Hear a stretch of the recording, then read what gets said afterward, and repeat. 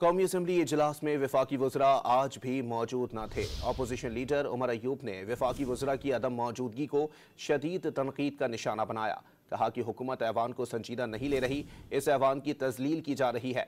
Deputy speaker ने तंबीह की कि अगर वज़रा आइंदा हफ्ते भी नहीं आए तो हाउस नहीं चलाएंगे।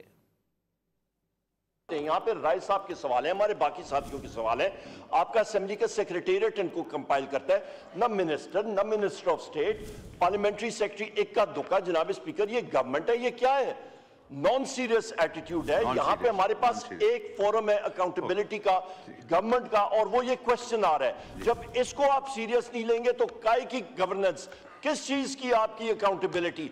इसको तो आप तजलील हो रही है इस हाउस की। जनाब स्पीकर, मैं आपसे गुजारिश करता हूं और स्पीकर आज़ सादिक साहब से कि आप हैं custodians of the house, please ensure करें कि यहां पे ये सब मिनिस्टर्स बैठे हों। बहुत शुक्रिया जनाब स्पीकर। अब अगर वुज़रा साहिबान अगले हफ्ते नहीं आते, हम हाउस नहीं चलाएंगे। If that is what they want, this is what we will do.